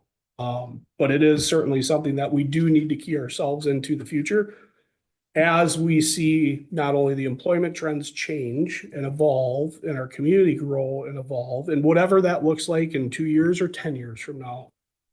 All of our departments have to have the agility to be flexible enough to meet those challenges. And for the fire service, those challenges are pretty unique and never at a loss, right? So I do appreciate your insight. I do agree with you. I wish there was a way that we could do it and be cost effective. I wish we could do it in a way where we had the employee staff that could support it longer term. And I wish there was a way that we could trend that and not end up with a negative consequence of implementing a system like that. But I think we do a pretty good job here. I think we have a good balance right now. But your points are well taken. Thank you. Well, and your comment of, I know you weren't saying we should do this, but if we ever got to have Right. 6 full-time people, you still can never get rid of your paid part or your paid on-call agreed. people. Agree We 100%. live in this little donut here and it's 20 minutes to get everywhere. And everybody has to live in, is it 6 minutes? 8 10. minutes? It's 10 minutes. Everybody has to live in a 10-minute radius of the fire station. We don't have a huge pool of people to draw from. Correct. And we need to keep the people that live here and are dedicated to our city. And I have noticed in the past 4 years, there has been 10 or 12 firefighters that have left. And nearly all of them still live here in Mhm. the area. And most of them work in the fire service. Correct. Or a nurse or, something medical. And, there's a few of them that just completely moved away, but I just wonder if it wasn't for the large number of calls that they're expected to go to, could we have kept them here? They were trained people. We trained them. Yep. And then they went off to another job. They were trained people. They live here and we let them walk out the door. And We didn't let them. They chose and Thank you. just so you don't have to wonder, in exit interviews with every one of our staff members that went to a career organization, which has far exceeded any one of our neighbors and our previous history, which is a testament to the amount and quality of person and candidate that we are training and teaching here. If you're a 24-hour shift firefighter and you get home after not sleeping all night and you get home, you really don't want to come back to a different fire station. probably not. You've done your tour, right? It could have been 100 calls. It could have been 10. That's the reality of it. I still talk with almost every single one of them to this day. It's not because they weren't unhappy here. They chose to leave. This is our reality in the fire service. It's not a St. Francis problem. It's not an Oak Grove problem. We bring in the best and brightest from our communities. We give them high quality education. We give them structure. We give them an environment where they can be successful, and they're out the door in 2 to 5 years. And you pay them while you're doing it. And we pay them while we're doing it. And as much as I love that we are getting a reputation from very large metro fire departments that we are producing high quality candidates, I also know we're sending $25,000 out the door with them. It costs a lot to train a new firefighter. Costs a lot to train a new firefighter. It does. Right? So it is a Sometimes they dual-edged never sword. Get past the first year or two. And that's what we see, Yeah. right? So it's a great reputation for us to have. Point well taken. They do leave, right? But it's not because we're too busy or we're not busy enough.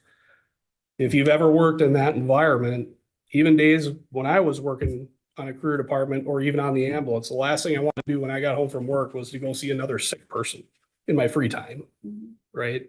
Well, That's the reality. It's only different because it's their community. And they probably started because they wanted to help their community. So you're right. You know, if you're a plumber, you don't want to go home and fix your faucets, but you know, it's their community and they probably still could have had some value. They still stop in quite frequently. If I've learned anything over the last couple months, it's with some of the fire stuff. I'm not going on a limb and saying 5 to 10 years, Oh, God. the whole fire system's in flux right now. Mhm. I'm not gonna say crisis is the wrong word to use, but it's in flux and I mean, there's a lot of talk going about mergers and everywhere because something's gonna give and It is. I don't know when, exactly when, but in the near future, it's gonna change. So, I don't know, I think we're kind of ready to move on. I got a couple. Go ahead, Kevin. I can get a shot. Yep, sorry. You said 90, in the beginning, you said 98%. You guys are 98% EMT. We have two that are currently not. One we inherited from Bethel, and part of our arrangement with Bethel is that we weren't going to require them to then take an EMT course because one of them is a pert near 20-year veteran and flat out said, if you make me go to EMT, I'm not coming. Sure. Right. Understood. So we can make some concessions and that was part of our contractual language. The other one has been a long time St. Francis firefighter who is, he's an awesome caregiver, went through the course, but was unsuccessful in completing the National Registry testing. And our requirement at that time was you at least have to go through the course. Right. And that was for our people that were kind of getting into the organization, that were already in the organization. Our standard for all new hires is EMT. Right. So the last person that's still an EMR, that was kind of an original St. Francis member before the merger, went through the course, wasn't successful at the test. And that was our only ask is we're changing this as a policy. We'll offer you the course. We actually hosted it here in St. Francis 8 years ago. Did everything that we asked of him, just didn't get through the test. And Elk Grove doesn't have the same skill set that your people do? I don't know how many EMTs they have. I don't think that that's their baseline requirement. Ham Lake, East Bethel, do they have qualified people like that? They have some. I don't know the ins and outs of their roster. You're striving for a full percent or the 100% of your crew. Absolutely. Do other departments have goals like that? Are It's becoming more and more the trend. The department that I came from, that was the requirement. Talking with other fire chiefs, that's been the requirement. It's the requirement for any new firefighter in Nowthen. I believe it's the requirement for any new firefighter in Ramsey. Don't quote me on this because I don't read other departments' policies. You brought that culture for the Nowthen crew, didn't you? Mhm. You started that. Yeah. You started here as well? Yes. Okay. Your yearly budget is what, 560,000, something like that? It's either just below or just over 600,000 a year. Yeah. Well, the customers who call you are customers. They paid their admission to get you to come to their house. So that's what I want to say about that as far as paying taxes, if they get the glucose meter people and stuff like that, you deal with it. You've also done some, community outreach to those people. You've gotten family involved and stuff. I don't know how many other departments take that extra step or just write it off as, oh, Mary's gonna call again. We'll just wait for a call. So there's some exceptions to the rule for sure. Well, I'm really proud of you guys. I'm happy to tell other people when I'm in other cities, that you guys are qualified, what you guys do. So,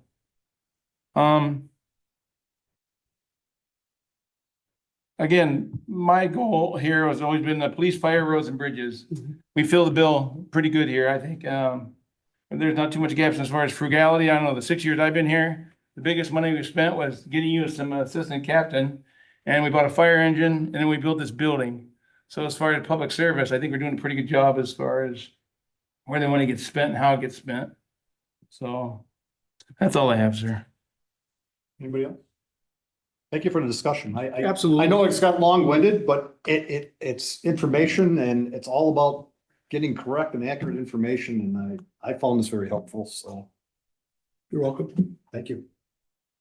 And thank your staff because I have no complaints, let me assure you. So We are very fortunate here. We have incredible team members. They have really leaned in over the last few years. This department has grown leaps and bounds. I am incredibly proud of the city and this fire department, and I'm do that into the future. Thank you. Thank you. On to something really glorious, stormwater fees. What you gotta say for stormwater? We just filled up the fire truck this morning. I paid. It's good. Oh my, look at the time. Thank you, Chief. Thank you, guys. Darcy, or I can Kate? start. Okay. Yep. So Mayor and Council, before you tonight is the conversation of stormwater fees. So in this agenda report, we put some of the history, how we got to being a stormwater fee need city. Through the types of having not only our population, but our outstanding resource value, the scenic river, the Rum River. Some of the projects that are ongoing and have been completed, I would encourage you to look at our website. So we have a very extensive list and continue to keep that updated so everybody knows when they're paying these stormwater fees, what that really is impacting, what we're doing with those fees. So again, trying to do that transparency. Back in 2016, this is when this started, and Darcy definitely has the history of that, where we started at $5 a month, and there was a schedule that was supposed to be followed from 16 to 2020. It was kept flat for many years at that $5 a month until 2025, 26. 25, we went up to $7. Or we were going to go up to $7, but we kept it flat at the $6 from 2024, and we have held it now for 2 years at that rate. We did bring this to a fee schedule or to a work session, and we talked about going forward and creating a new schedule. 2026 is going to be a year we are going to need to increase that fee if we continue to do the invoice style. This is one where we've been able to stretch a lot of our fees with the use of grants, Paul's work with the Rum River watersheds and the different partners. We've been able to actually take our stormwater fees and extend them out much greater, which has allowed us to buy this time as well. So our process to collect this, we have letters that go out to all of the property owners in March. We send them a late fee is applied in July. They get another notice in October for a public hearing in November, and then all of the assessments go to the county for January 1st. That doesn't come without cost. Those steps do, incur a cost from everything from staff time to the mailing to the ongoing interaction once those letters hit homes. Can be very, very time consuming for both of our front desk and for Darcy. So with that history, I did put some information in there of the ways that have been discussed about collections and some advantages and disadvantages that have been talked about. So tonight, as this was brought to staff to review this, really we have to make a decision. Are we going to increase it to the $8 a month and continue the invoicing, or apply it to the levy? Paul is here, who manages all of the projects and works with all of our partners to stretch these funds. Darcy manages the money and the collection process. So we are here to answer any questions. Just want to add one thing quick to when you talked about the cost to us, because I don't know what that cost is, Darcy will, but when we have to apply it to somebody's property taxes, we, the city, have to pay a fee, if I'm understanding correctly. The county charges a fee to put it on the property taxes, or no? Yes, there's a fee to put the special assessment on, and then there's so much per parcel. I think it's $100 for the assessment and then $1 per parcel. We more than cover it with the fees that we assess to the homeowners. Okay, thank you. So I don't know, who wants to start? Anybody? I mean, I'll start. I mean, I'm the one who initiated this whole thing. I just think it's crazy not to just keep this, put this as part of the levy. And I hear it all the time. Okay, now, I'm gonna pay more because I have a higher value property than somebody else, not just a flat fee. I do it with everything else. I don't use the dog park and I pay for it. I don't use this and I pay for it. So I'm not sure why the stormwater fee would be any different, separate than any other fee we do, and I'm just adamant about the ill will it creates. We've got over 800 people a year not paying us. And then we send them, so we send them a letter, get them upset. In July, we sent them another letter to get them more upset. Then it shows up in their property taxes to get more upset. I think I've been one of them So all we're doing is just creating. creating ill will. I get that. Like I said, it's no different. I don't have kids in the school system anymore. It doesn't matter. I have to pay for kids in the school. I hear people, oh, I'm green, I ride my bike. Good for you. That bike came across the road somewhere. So when we create all these separate billings for things, I just think it's silly. It It draws attention to it. draws attention In to a, it. in a. And it costs in a time. negative way. Yeah. So I think everybody knew that's where I stood, and I'm just gonna reiterate it. That's why I would just assume just put this on the levy. So I'll let the rest of you, whoever wants to go. I'll go. It would it show up as a line item then on the levy? You got school, you got this and that. How's it show up then? It would show up just as your general operating. Just When you as get your part of property it. tax It's statement, so the general operating includes, for the general fund, it includes capital improvements, it includes everything except debt, basically. There is not a separate category that is shown on the property tax. but okay, I get my property tax statement. Where does it show up there? How are they reading it or how do you see it or how do you recognize it? Oh, putting in the levy, just make it disappear as a bulk amount. I'm sorry. Yes. I was thinking you actually put it out there, but It was- no, that's all right. Paul, can you, back when I lived in Oak Grove, again, the unfunded mandate by the state, you gotta measure the silt in the ponds, you gotta do this, you gotta do that. How much of the money is involved in that still? And how much is involved in banking for future sewer pipe or stormwater replacement or curb? Mayor and council, that's actually a really good question, and that is evolving. As MPCA continues to tighten down on everything, that's changing. So the percentages are changing. For instance, the Woodbine project, I don't know if you caught it, but 200,000 of that is stormwater. That will come out of that fund that in the past had been part of a street fund. Right? So now that all that's separated out now, it's getting way more credit now than it ever has. So to answer your question, it changes. The percentages are changing. But the bottom line was we're trying to avoid assessing the individual properties that these things run by, correct? I mean, if you're doing Woodbine, you're not charging them for the stormwater because the pipe's got to be replaced. Correct, You know, the life Correct. expectancy is exhausted on this piping. correct. How do we explain that to the public? And again, something like this, if we do make a change, what would the rollout be to the public as far as letting the public know what we're doing? And rather than, again, the transparency is the buzzword of the last 2 years plus. But we need to keep them involved so they can, well, I never heard about it. I never knew about it. And, even now, one of the things that still bugs me is you ever looked at the electric bill? There's a railroad fee on there, a rail tax. What the hell's that for? We don't use the rail. You don't have a railroad around your house. Exactly. Right. But how would we rule this out to the public? I guess we need the money for this subject.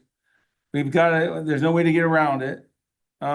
We need to show them the pluses and minuses. How do we do something like that? I guess is it just, I'm throwing it out there and. Well, I mean, I guess I don't know. I guess maybe I'm looking at it too simply. I totally agree with you about transparency. If anybody didn't scream that, I would scream. Or forewarning or whatever you want to call it, But how is taking care of our stormwater ponds any different than replacing this road or this curbing here? How's it any different? Because the state's requiring you to do one thing and then the city needs the money for another thing. So maybe it's 10% of the money we're gathering is for something the state's done.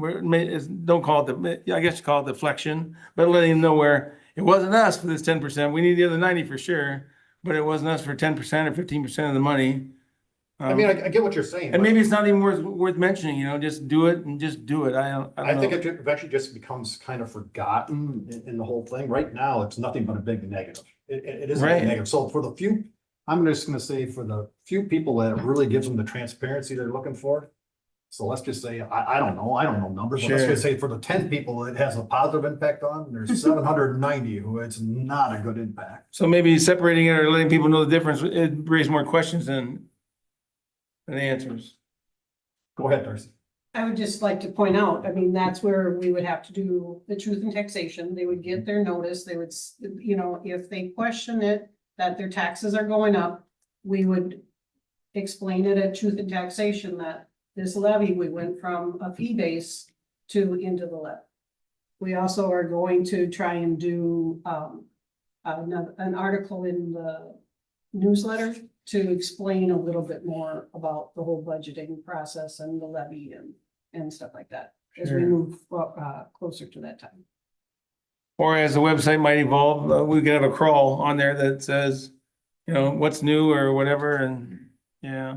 Well, I know. I agree, though. Yeah, and I know I talked to It's Darcy about the city that did this, and I know she looked into it a little more, but the city did it, where you can input your house or your property, your value, and it gives you not a fine detailed breakdown, but it gives you a breakdown. It says you're paying $20 for fire, you're paying $20 for police. It's a generated thing that gives you a real good idea as to the taxes you're paying, what it's going to percentage wise. It's a breakdown, and it's not line item specific, but it gives you a really good.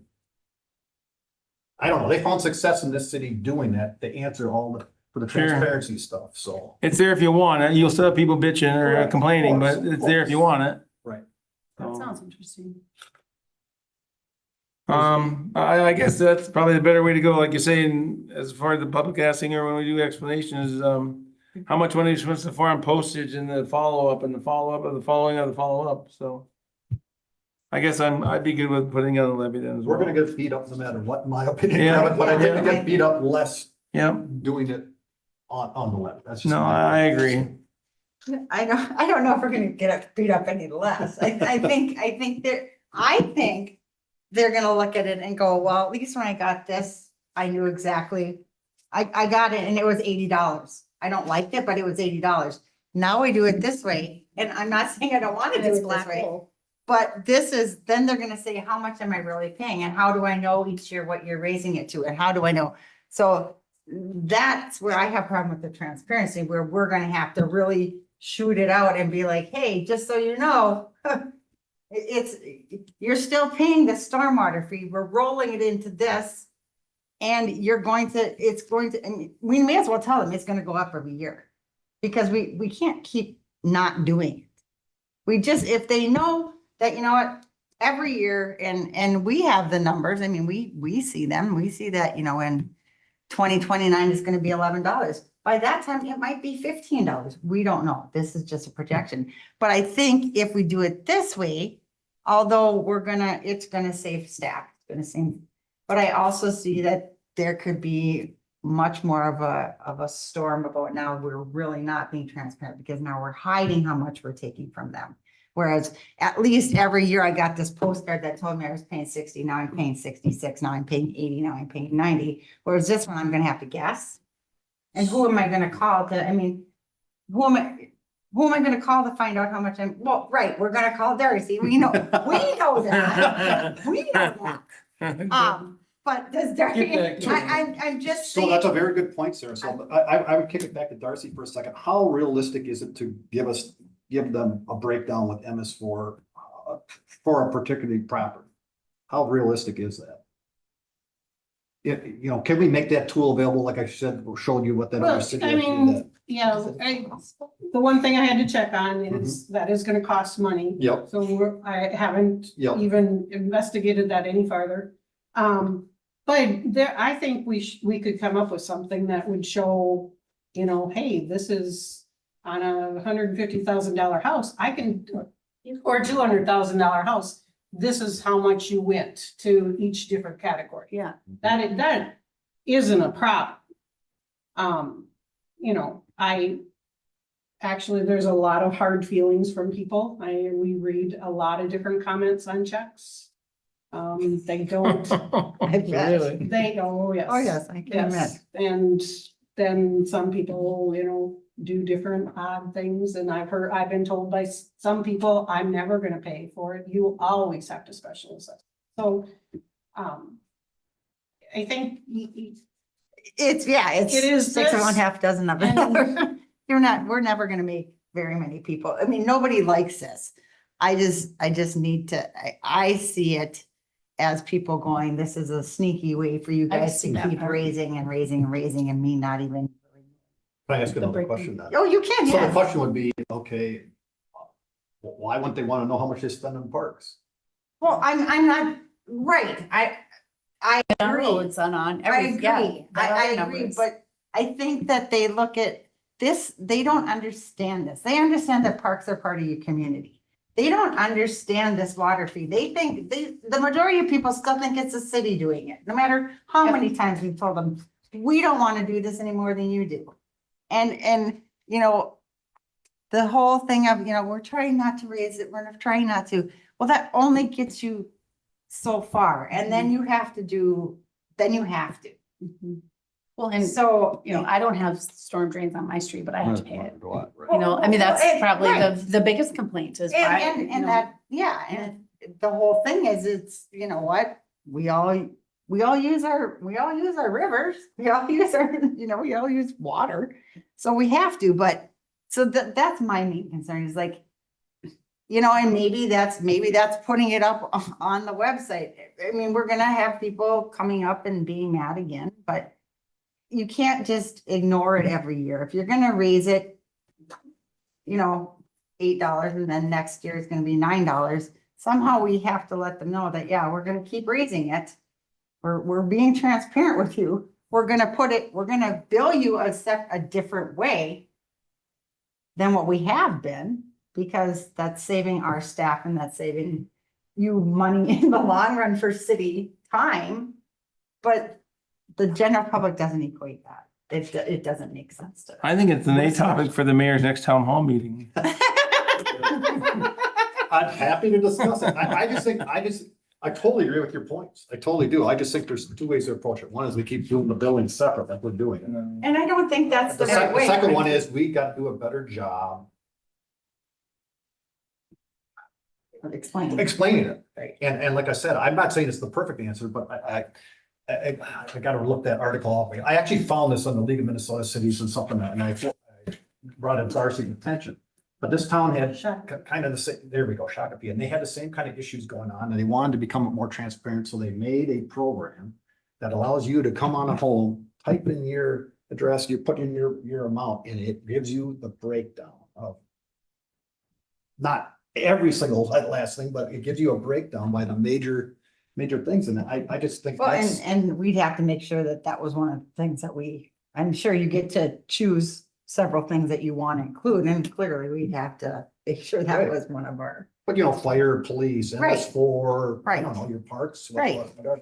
Right, and I mean, I realize we need to make adjustments, and I do think that as they get used to it, it will probably be less angering to them than getting that postcard and then getting that letter and then getting that reminder that it's gonna be assessed. I don't doubt that. The whole transparency thing, the way that the public looks at it is totally different than the way we look at it. We do get a lot of comments that, why don't you have this on the levy? Well, and They don't like the separate billing. They well, just- yeah, I mean, So- you know, if you can, there's a reason people consolidate their credit cards. They don't want to have 6 of them coming at a time, you know? It makes sense. I just want to make sure that when we do it, we need to let them know that, yeah, we're doing this. Yes, there's going to be an increase, and just know every year, whether it's $1 or $2, it's going to increase every year. Well, and I definitely totally agree with all your points. I think we just gotta We're gonna bite the bullet and just. bite the bullet and do it, but then, like you Right. said, I don't wanna do this in the dark of night. That's not No. my intention all the way. I No. highlight it as far as I'm concerned in Right. front of the newsletter, but Right. I think it's time we make that change, because I don't see the point. I So, agree.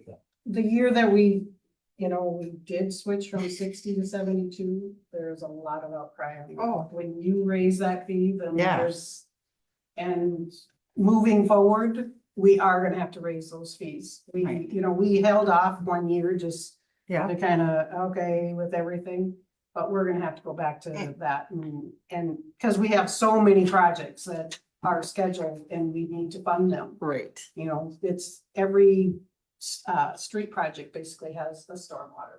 There's some that don't, but there's a big component there. And I think we also have to be prepared on how to respond to social media, because we're gonna have people going, oh, did they get rid of that? Because I didn't get a postcard. And we have to have a And then they're clear, excited and then concise, they're yeah, a not. clear Yeah. and concise, and and probably not have 6 different people respond, you know what I mean? So that when that does, because somebody is gonna come on and say, oh, I didn't get that bill this year, so maybe did the city finally do something right and take it away? So we're gonna have to be prepared for that, because it's gonna be, I can see a lot of people going on social media and making, you know, because when you're used to getting that and being ticked off every year, You watch gonna for it. notice it's not there, right, Mayor? I pay mine on the last day every single time. Well, at least I'm you one of pay it those, so, without- yes. Going Yeah, into- I, Yeah, believe me, I go on there, I would check and I'd be like calling my friends, go, get in there and pay it. I just think long-term, I really Yes. just think it's much healthier I think long-term. it is to go too. that I think direction. it's- I mean, so just going back to history, when we put this on, you know, there, it was the right thing at the time. And now it gets to be a lot. There's over 3,000 invoices that Yes. we process and we send out. That's, you know, Yeah. $2,272 checks that we have flow through here. Right. And then it's hard because they're all the same amount. Yeah, It's like, Doing yeah. the deposit Yeah. is quite interesting, because it's like 72, 72, Especially, 72, 72. Are we switching it to $96 at some point? That would be really even harder to add all those $86. Yep. That is, if you continue with the invoice, we'd have to go to the $96, I think, next year. Is what the plan calls for. Do we need to decide something? Well, I don't know. I mean, now? it's, I think, anybody else want to discuss or got input? I mean, we just kind of, excuse me, want to come to consensus here, and then I don't know. You come to a consensus and I can just start, when I'm preparing the levy, you know, for the September meeting, that we do the preliminary levy, then that would be in there. Because remember, once you set that levy in September, you can't go up except for certain unusual circumstances, but you could lower it. So we need that in that preliminary levy. So if we don't have Joe here, I know we don't really vote here, but if Joe's not here. He loses. What if we're 2 and 2, then she doesn't have any Well, direction. then we'll deal with it then. Okay. I do have another question. Probably because I'm new, on pages 24 and 25.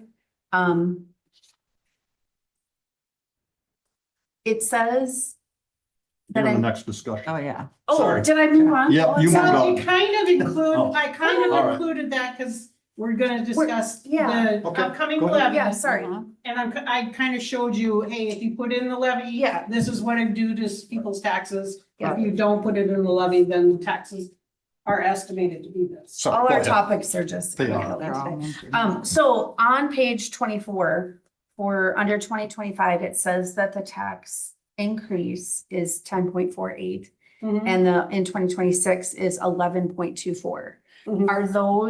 Are those numbers just up because of this building, or was there some other? No, the building, we're Or not what is raising it? What because are of the those building numbers? anymore. That has been raised up to the max. I mean, if we all of a sudden show that we're not collecting enough to pay the debt service, then we might have to discuss raising that somewhat, but it won't be a huge amount. So why are those so much higher than 2027, 2028 and so forth? Bunch of stuff. Well, now, some of those are based on that's based basically on that long-term plan that we did. And some of that stuff is kind of out of date. We need to revisit it, you know, and look at it, because there's stuff that we built into there that we might not be doing, you know, like employees or something like that. So going forward, I just kind of gave you what was in the long-term plan, and that has changed a lot. And maybe going down? I wouldn't ever look to see that it's gonna go down with increasing costs. Okay. Unless the state would come across and give us a lot more in LGA or something like that. That's our next biggest revenue for the city is LGA.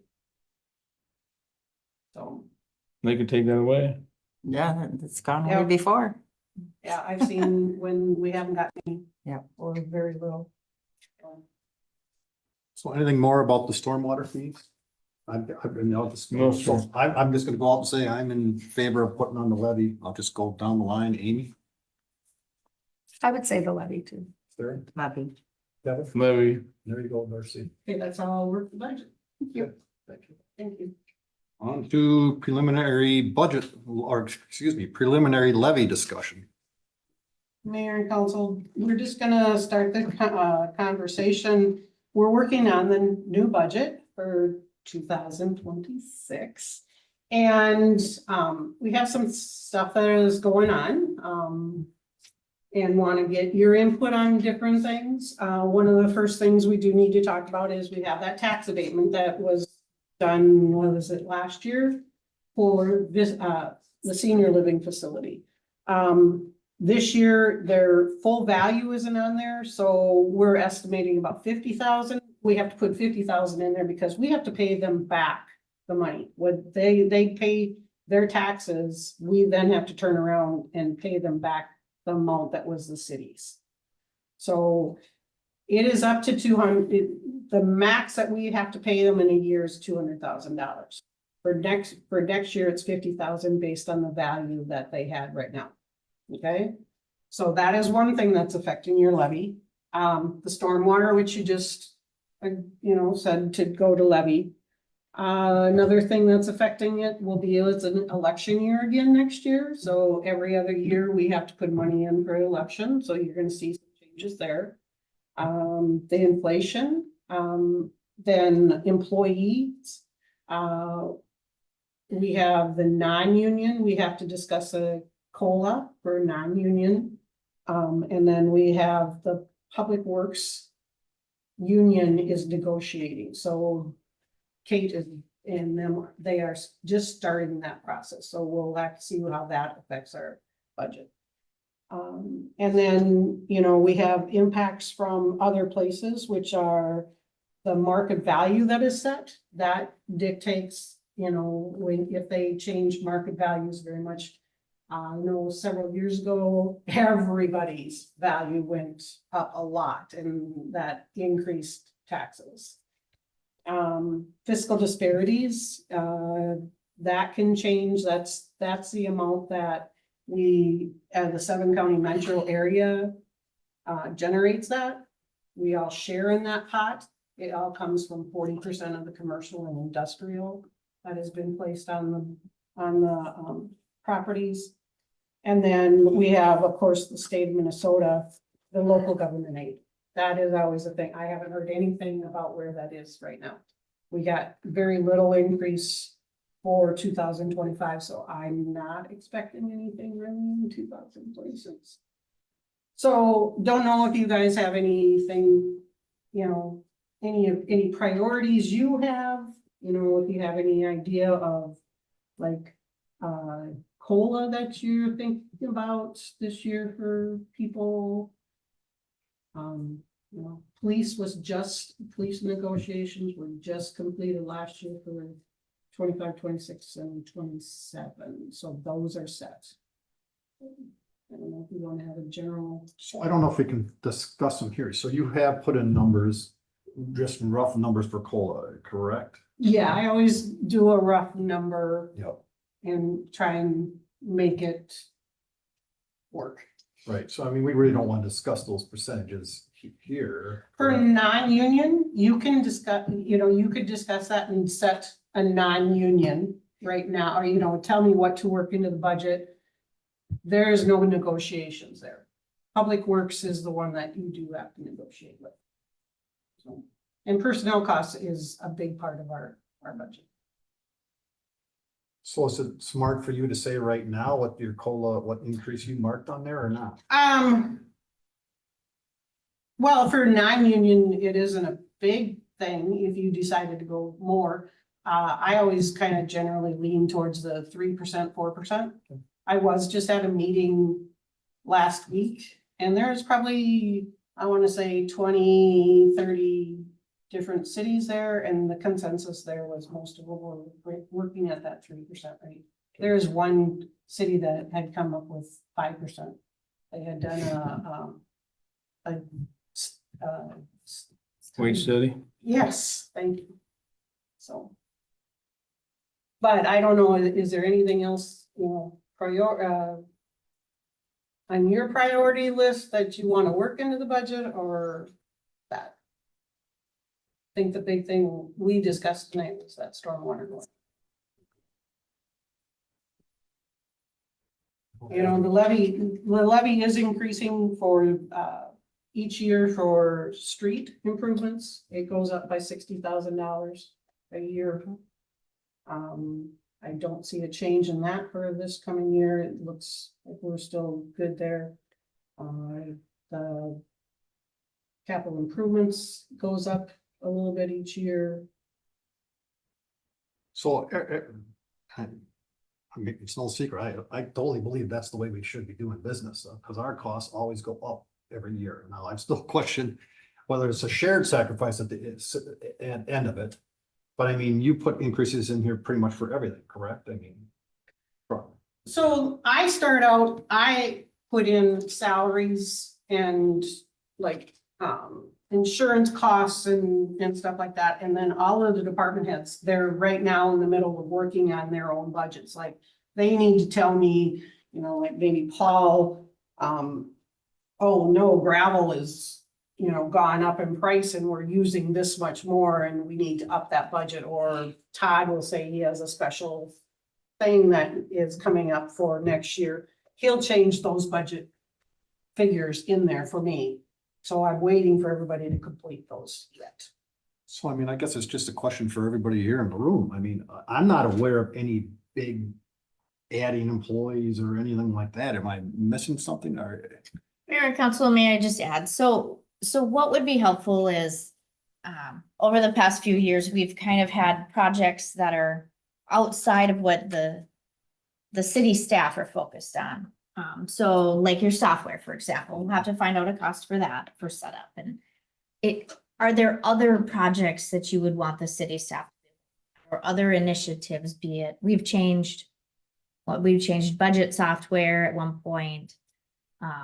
We looked at the sign at the liquor store, right? So there's been a lot of things that have come and gone throughout the year. So if there's anything specific that you want us to look into for next year's budget, be it a software, be it a project, be it a piece of equipment, giving us that input so we can kind of structure not only what we're looking for, but give it a value that we can work in. Okay. So it's not just about what we do day to day.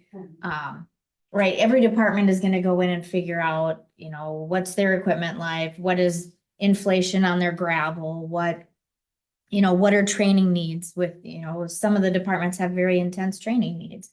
So they'll hone in on all of that. But is there something else that we're not considering outside of the day-to-day that is maybe a priority for council? And then, like I said, the non-union COLA, and then we'll have, we have a couple meetings set up already to begin discussions with the Public Works team.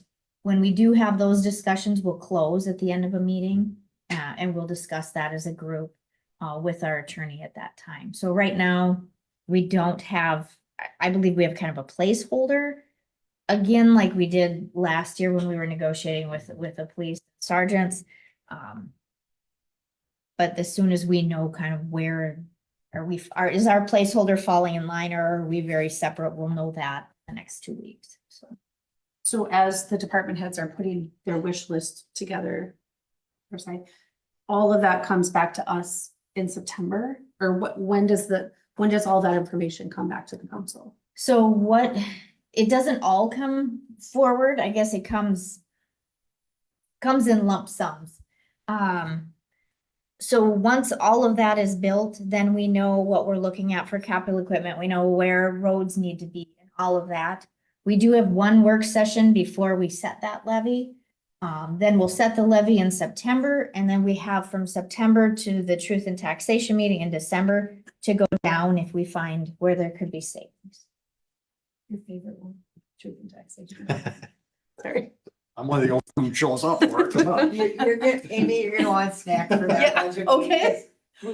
We go real long on that. All right, you message me. Well, I realize it's not a wish We list. always go long on our budget on that. We sit there and it's a long one. I realize it's not a wish list. I mean, I'm just gonna throw out the three that near and dear to me. One would be the software thing. I'd like to explore that a little. I haven't been doing anything. Number two would be, I don't know, it's just initial expenses and continuing the discussion about Bridge Street through to 47. And then third, it's, I mean, it's already on our radar, everything else, but anything to do with 47. Those are the only three that come to my mind. Anything else? I'll go, Mayor. Go ahead. 47 was top on my list as well. That was number one. Number two, do we have any bonds that, was the wastewater treatment plant, that bond gonna be paid off soon? Is that, I just had this discussion. I heard from the mayor. So The wastewater treatment isn't paid off until 2026, but now that doesn't affect the levy at all. That affects just the wastewater. The water plant, Not 2026. Flip those. 2046. There we Did go. I say- I was gonna say, Yeah. that's just a bit different. Really good math, Well, Darcy. they were saying, the other day, they were asking me the question, and I said 30.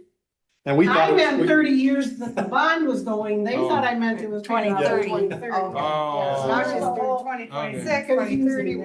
The water comes off sooner. The Yeah. water comes off in a couple of years, but that, of course, you know, there again, it doesn't affect the levy, that's all water funds. And then we've got a lot of projects that are we're trying to figure them out yet. So it just goes into the kitty for an allowance for future expenditures. You know, Hmm. that one, so, and, any debt service off of the levy it's this real small debt service levy that will come off in, I wanna say 5-6 years. Okay. maybe, I don't. And as far as Public Works union members, are you and Jeremy and Tom, or Jeremy and Tom are union now, aren't they? The mayor and council, so in Public Works, myself, Parrish, Jeremy and Jen are non-union. 6 are. 6 of the individuals are. How about, and Trevor's our utility man? Trevor's he's non-union. He's not, okay. Darcy, what about,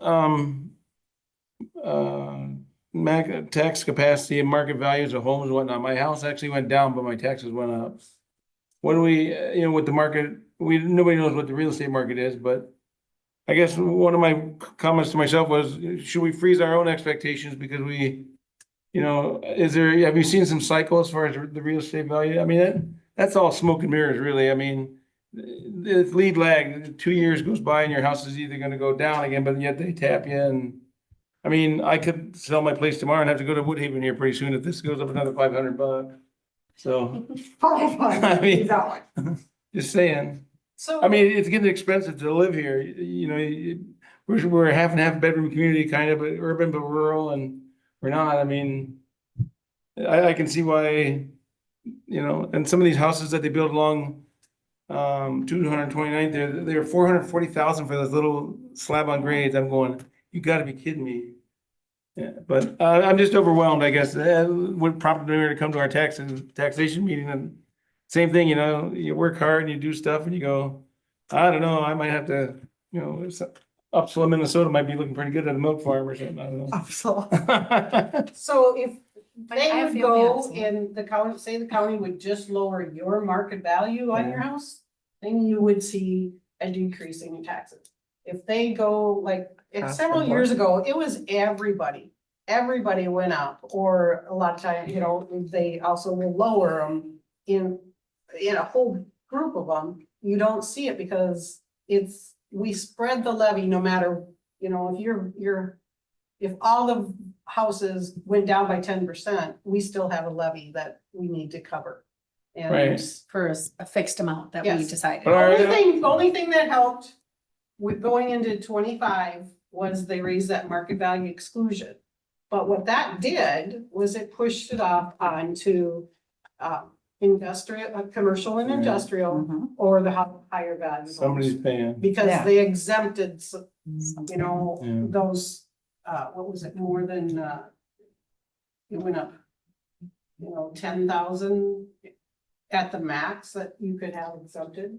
So there are some people that saw a benefit from that, but now this coming year, they haven't changed that, Right. what I've heard. And I don't think they'll change it again for several years. Yeah, it's just the burden of, about freezing our expectations as far as the future. We can't seem to stop. It's either go forward or not. I mean, the city still needs. We have to pay the dues, but again, that's one of those things. How do you get the public to understand that the city marches on? You still need to have the pipe, cast iron pipe isn't what it used to be, and all the expenses. It just, Inflation hits us too, yeah, no, I know. our cost of gas or our cost of electricity, everything, the tariffs, when we're trying to buy a new vehicle, they're gonna hit us too. Yeah. So, I guess 47 is my biggest thing that's coming, and I know we gotta have to dig deep.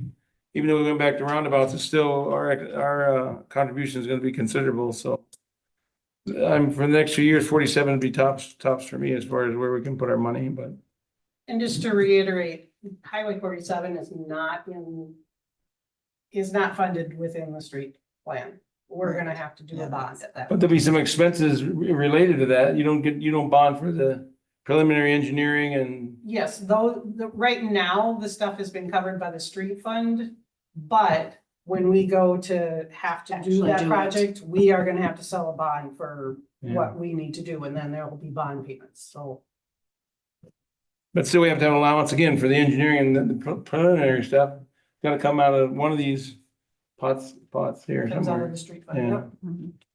That's one of the things we need to explain to the public, it's been a law of 47, but it's coming. And then we're gonna have to It's start, gonna hurt. the street fund, it's gonna have to come out of the street fund checkbook. And they're Well, and gonna, at that point, what it will be is when we sell a bond, there'll be a bond, a debt service. That will be Be a line difference. item. right, Line items. that's all, sir. Sir?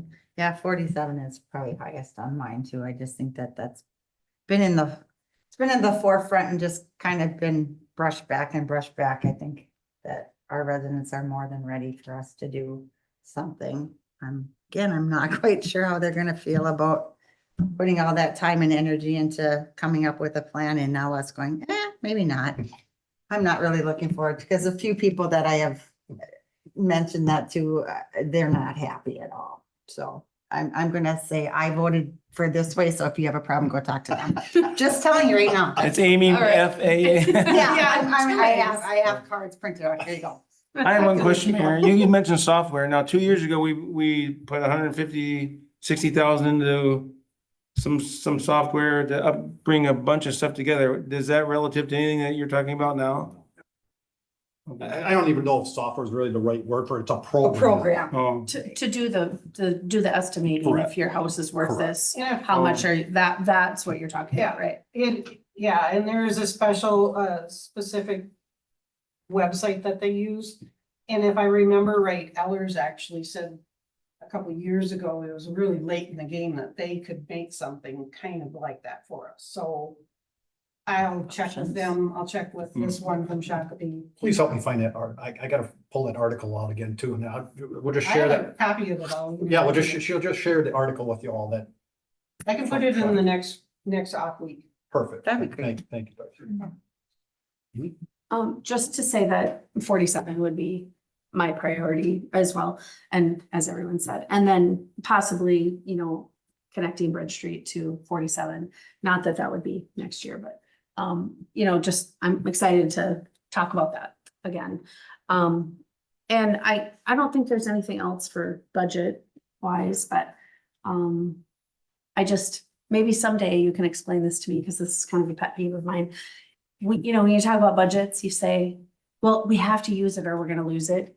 That just drives me crazy.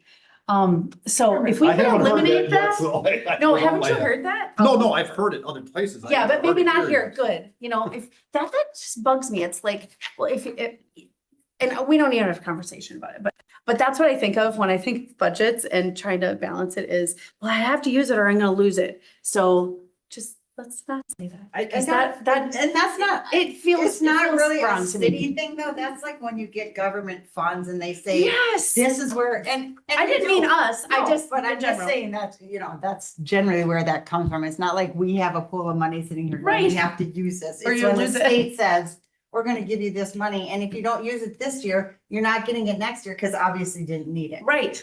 And I know, that so just It is bugs very me. frustrating, you're right, Yeah. that use it or lose it thing. It's the same thing with vacation time, Todd, use it or Oh, lose yeah, it. right.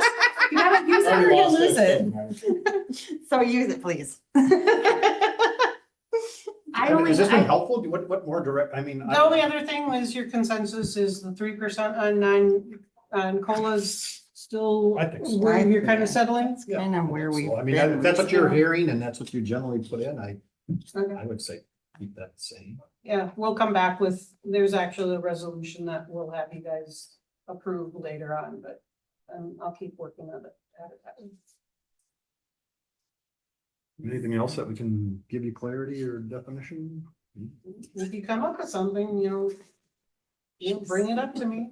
And I'll tell you. I know there's another piece there that they are still in the middle of is doing a park plan. Getting and working through that. And I know Paul and Kate have been working on it to get me something to tell me all the money that we need to spend. Paul or Kate, anything? I don't. Mayor and Council, I have nothing further on this. Yeah, Paul and I are taking the list of all of the parks and all of the replacement schedules and putting that in a schedule much like our roads. So it'll be clear as to why maybe what's being requested is on there and then something that Have a really plan. makes sense. Yeah, so, but otherwise just day to day, I don't have anything to add on our budget, so. I don't know. I have just a couple Go of ahead. questions that are Yeah. unrelated. So with the storm tonight and other storms that have happened all over the country, I would like to learn more about our emergency management program and what we're gonna do in a major emergency. Are you the director? I would like to learn more about that, whether that's here in our group or I can come meet with you. I would like to learn more about our preparedness for any emergency, if you don't mind. And then the Citizens Academy, is that a no-go because we didn't get enough people? Somebody No, has- didn't you get the email from Officer? I Hunt? did, and he's, Officer Hearn sent me and Sarah a message today, because we had shown interest. And he said, I'm just checking, are you able to come? And I had to say no, as much as I'd like to. I have conflicts for the first 3 Tuesdays it's Tuesdays, right? And so unfortunately, I'm not able to do it this time. And I was inferring, he's probably wondering if he has enough people to just go forward. I think he does have a handful. Oh, good. signed up. Oh, good, okay, We're okay, hoping he gets a couple more that it's a definite go, but okay. it looks positive at this point. anyways. Okay, good. I'm sorry that I can't go because I really wanted to. So I was just guessing that he didn't get enough people. Oh, I to just know. figured that he knew that we were interested, so. Yes, that's just how yes. Officer Son is. If he knows that you're interested, he's like, hey, haven't heard back from you. You probably Right. are busy like me. Right, right. And I think actually I'm looking at my calendar close and I'm gonna try to do it. Oh, good. I think, yeah. Anybody Are you else? signing up to be tased? No, my concussion doctor told me absolutely Is that that a thing? was not, he's like, as long as you don't get knocked around or anything stupid, you can, I'm like, well, you know me, so. I hope that's not a thing. No, well, you can't get tased. I'm choosing not to. Joe Mueller, yeah, we have video of Joe getting tased, yeah. I just. Oh, won't that say actually would be fun to watch, but I wouldn't do it. I have a question, Mayor, Go about ahead, Ken. We make it- our upcoming meeting Monday, we're gonna be talking about apartments or not? Can we talk about, What's Eiler is. What's on the agenda for Monday? Is that For what you? Monday. well, I'm wondering if the North Shore is coming as a subject line, and my concern is there's still some discussion to be had about TIF as opposed to concept, and again, in the past, we've always talked about you walk these people down the aisle, and I don't want to mislead anybody, but there seem to be some concerns about what we should talk about, when we should talk about it, and I don't wanna get the cart before the horse, and I don't wanna squelch it, but I wanna we need to vet this thing out and not give anybody any false expectations. Yep, Or- so on Monday, Mayor and Council, we have the concept plan, so that is a formal land use application, so that is moving to the next step, which is council. And then Ellers will be present to discuss TIF, and at that point, they will ask if you want to call for a public hearing, and that is the point where you would make a decision to move it forward or not. Okay, all right, that's what I need, thank you. Anybody else? Anything? No, but apparently Mulebauer is watching this because he just asked me if I was calling him stupid. Oh. That's between you two. Meeting adjourned at 7:33. I'm like, clearly. Way to go.